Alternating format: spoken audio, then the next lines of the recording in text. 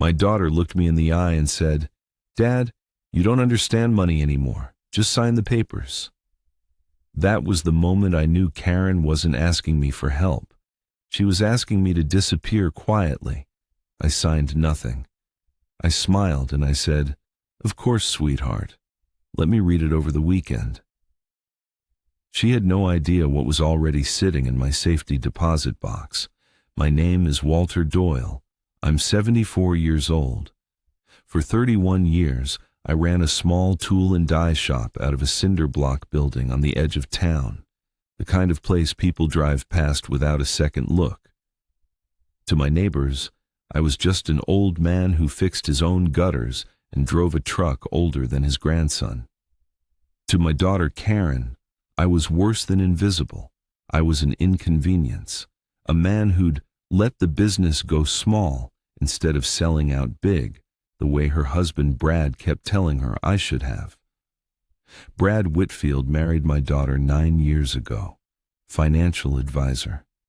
Good suit, good handshake, terrible eyes, the kind of eyes that measure a room instead of seeing it.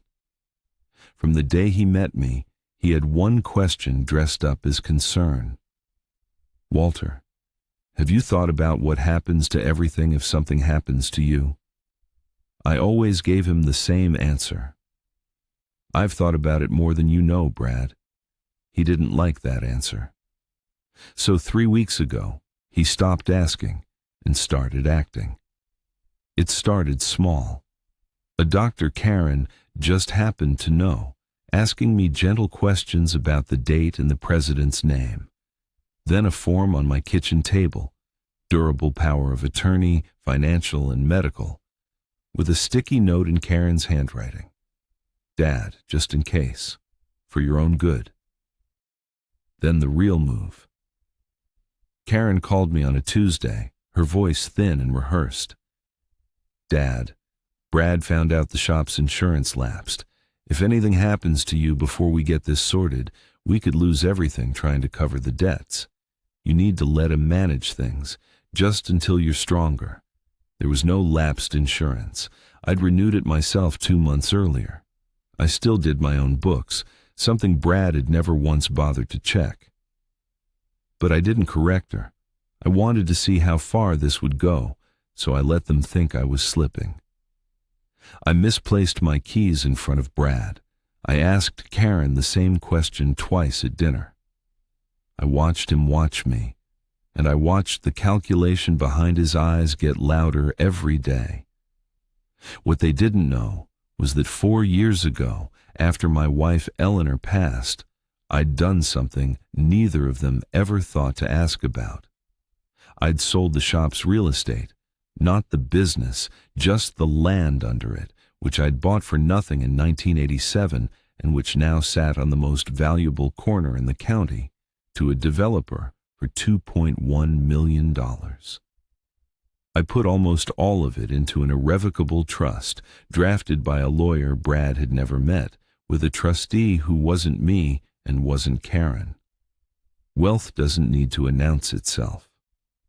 Mine had been quiet for 4 years. It was about to stop being quiet. The reading happened on a Thursday in a conference room Karen and Brad had booked themselves, a young estate lawyer named Preston they'd found through one of Brad's clients.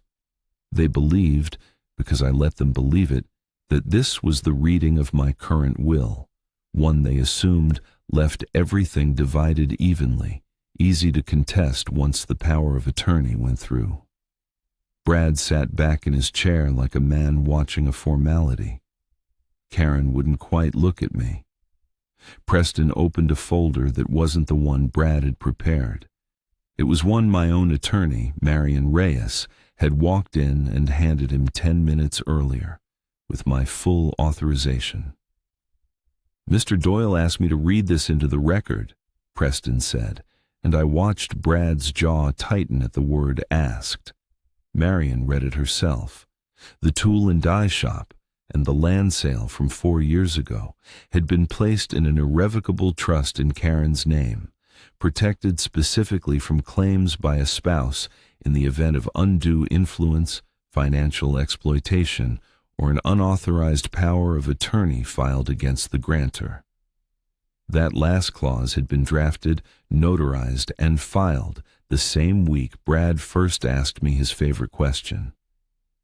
"There's also this," Marion said, and slid across a single page.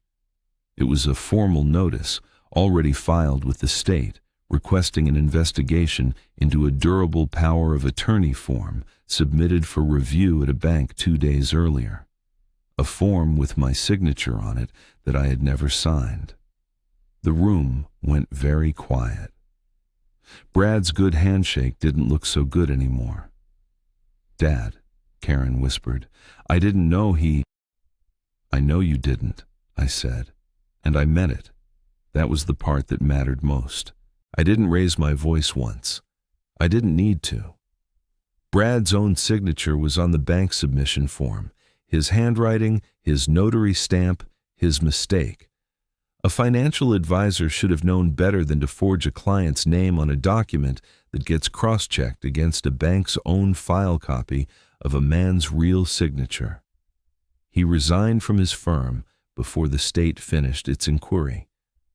Karen filed for divorce 4 months later, not because I asked her to, but because once the fog cleared, she finally saw the same thing I'd been watching for years. She came to the shop on a Sunday not long after, sat on the same stool she used to sit on as a girl, waiting for me to close up.